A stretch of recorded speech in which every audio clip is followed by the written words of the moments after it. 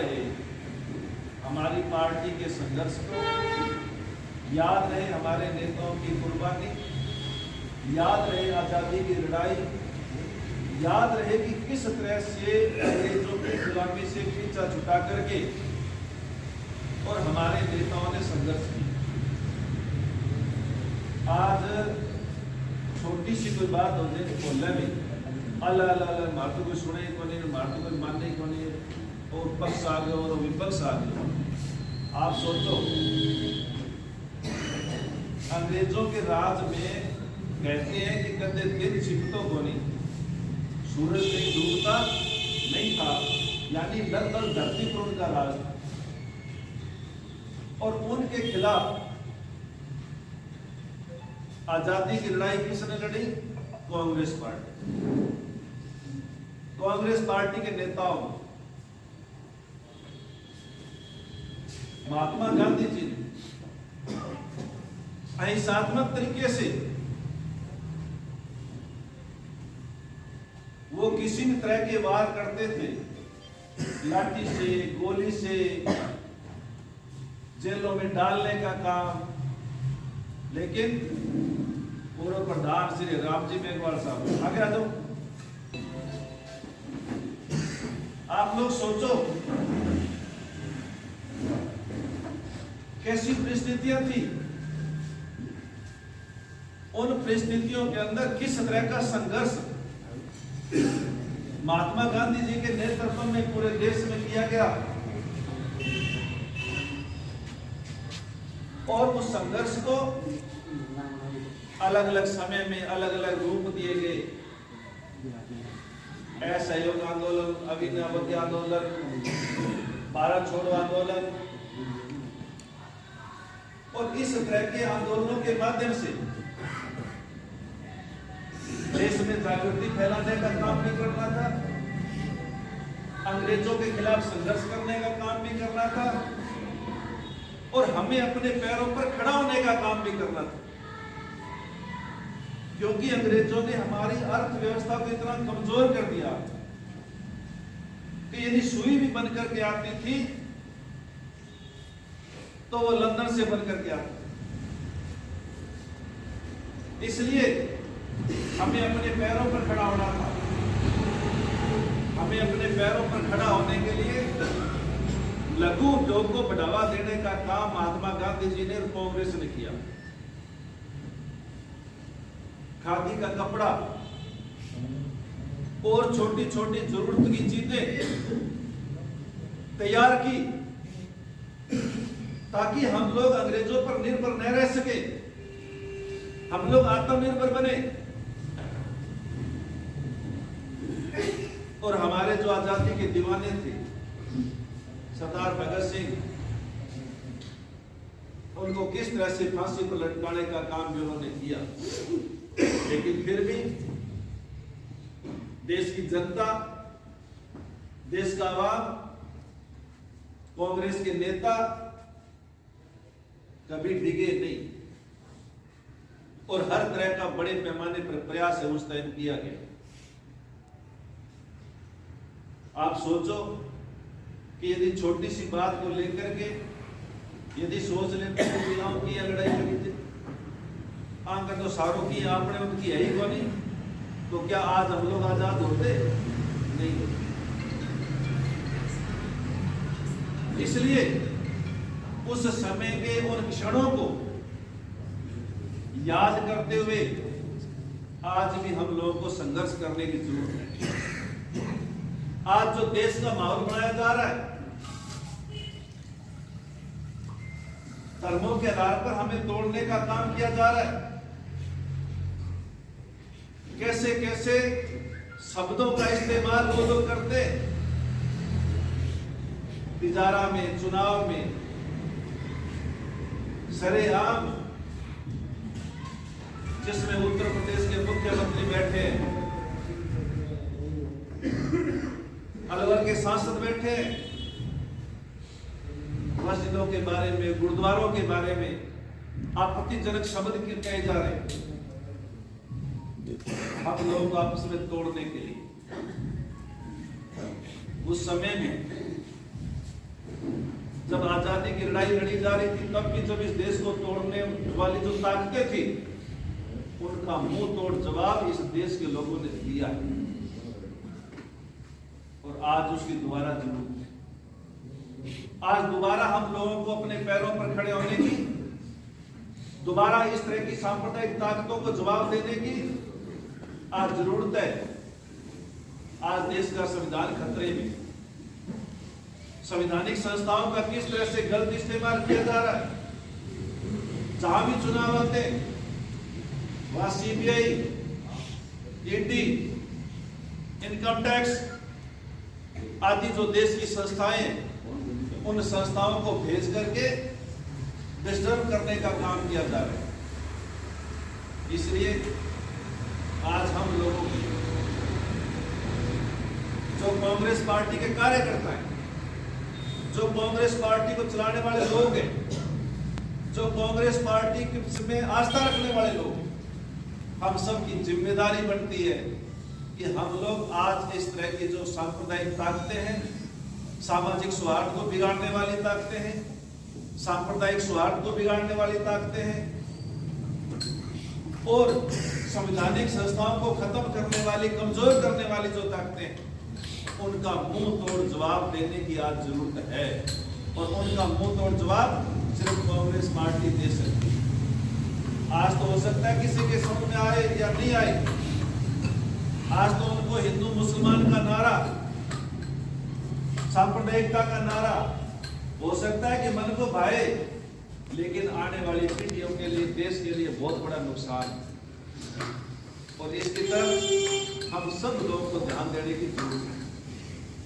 आज इस स्थापना दिवस के अवसर पर हम लोग प्रण लेकर के जाएं कि हम आसपास के अंदर जब भी 5 लोगों के बीच में, 7 लोगों के बीच में, 10 लोगों के बीच में बैठेंगे, हम लोग इस देश के सामाजिक सौहार्द को, सांप्रदायिक सौहार्द को बनाए रखने का काम हम लोग करेंगे और हम आपस में भाईचारे की बात करेंगे ताकि हमारा आपस में भाईचारा बना रहे और यह देश तरक्की करता रहे। आज इस देश के अंदर इतनी बड़ी बड़ी संस्थाएं क्या एक दिन में खड़ी होंगी? जब भाखड़ा नांगल बांध का पंडित जवाहरलाल नेहरू जी ने उद्घाटन किया तब उन्होंने कहा था कि आप लोगों का सबसे बड़ा जो मंदिर है वो ये है जहां से पूरा का पूरा क्षेत्र है वो सिंचित होगा। IIT, IIM, एम्स, ऐसी संस्थाएं देश के अंदर खड़ी की गई, जिन संस्थाओं के माध्यम से यह देश हर तरीके से, स्वास्थ्य की दृष्टि से, टेक्नोलॉजी की दृष्टि से यह देश है वो आगे बढ़ा और दुनिया के नक्शे में इस देश का नाम आया। JNU जैसी संस्था का निर्माण इसलिए किया गया कि इस देश का कोई भी गरीब से गरीब परिवार का बच्चा, इस देश का कोई भी गरीब से गरीब परिवार का बच्चा यदि उच्च शिक्षा ग्रहण करना चाहता है और उसके अंदर योग्यता है तो इस देश की कोई भी ताकत उसे उच्च शिक्षा लेने से रोक नहीं सकती, क्योंकि JNU उसके साथ है। तो इस तरह की संस्थाएं देश के अंदर बनाई गई। आज उन सारी की सारी संस्थाओं को किसी न किसी तरीके से डैमेज करने का काम हो रहा है। इसलिए हम लोगों को बहुत ज्यादा सचेत होने की जरूरत है। आज आप लोगों ने, कार्यकर्ताओं ने मेहनत करके, हर एक कार्यकर्ता ने अपने आप को डूंगराम गेंद्र बना करके, अपने आप को कांग्रेस पार्टी का कार्यकर्ता बना करके और अपने आप को अशोक गहलोत, अपने आप को गोविंद सिंह डोटासरा बना करके आप लोगों ने काम किया और उसी का परिणाम है कि सूरतगढ़ विधानसभा क्षेत्र से 50,000 वोटों के अंतर से आप लोगों ने जीत सूरतगढ़ की जीत का जयपुर तक चर्चा है। सूरतगढ़ की जीत की जयपुर तक चर्चा है और भी अपने से ज्यादा वोटों से भी 2-4 सीटें जीती है, लेकिन सूरतगढ़ की चर्चा ज्यादा है। इसलिए आप सब कार्यकर्ताओं की मेहनत, मैंने हर गांव के अंदर जब धन्यवाद देने गया जा रहा हूं, वहां भी मैंने ये बात कही और यहां भी कहना चाहता हूं कि मैं जनप्रतिनिधि 2.5 लाख वोटों की जनता का हो, तो इसलिए सूरतगढ़ का हर कार्यकर्ता, सूरतगढ़ का हर वासी, किसी ने वोट दिए नहीं दिए इससे कोई फर्क नहीं पड़ता, मेरे पास आधी रात को भी आएगा डूंगरा के तो उसके लिए तैयार सकारात्मक काम लेकर के, पॉजिटिव काम लेकर के, मोहल्ले के भले का काम लेकर के, क्षेत्र के भले का काम लेकर के, यदि वो आता है तो हम लोग उसका स्वागत करेंगे। लेकिन भाई आपस में लड़ गया होगा तो उससे आपको नुकसान, इस बात का हम सबको ध्यान रखने की जरूरत है। और आप भी श्री कर्णपुर विधानसभा क्षेत्र में चुनाव है, यह चुनाव भी आप ही का चुनाव है, हमारी दोस्त की सीट है। भाई मांगीलाल जी आए इधर, इनकी पूरी की पूरी बॉर्डर है, वो कर्णपुर विधानसभा में लगती है, तो हमारी दोस्त की सीट है। मैं आज आपसे भी कहना चाहता हूँ, जिसकी भी जहाँ भी कोई दोस्ती है, भाईचारा है, रिश्तेदारी है, कर्णपुर विधानसभा क्षेत्र के अंदर टेलीफोन से मांगता है तो टेलीफोन करके उनको उनसे बातचीत करो। यदि आपको जाने की जरूरत पड़े तो जा करके भी 1 दिन लगा करके, 2 दिन लगा करके, और भाई रूबी कुनर की आप लोग मदद करके आओ। क्योंकि यदि अपने साथ चुनाव होता तो वो बड़ी आसान तरीके से हम लोग कर्णपुर सीट जीत रहे थे, लेकिन कुदरत को जो भी मंजूर था, सरदार गुरमीत सिंह जी कुदर हमारे बीच में नहीं रहे, इसलिए बाद में चुनाव हो रहा है। तो आज रूबी कुनर के साथ खड़े होकर के, रूबी कुनर के बाप के का साया उनके ऊपर सर से उठा है, इसलिए कर्णपुर की जनता के साथ मिलकर के हम भाई रूबी कुनर का पूरी तरह से साथ देंगे और रूबी कुनर का साथ देकर के वो एक सीट की ओर जिताने का काम करेंगे। गंगानगर जिले में 6 सीटें, 6 में से 3, 5 पर चुनाव हुआ, 5 में से 3 सीटें अपन लोग कांग्रेस जीती है।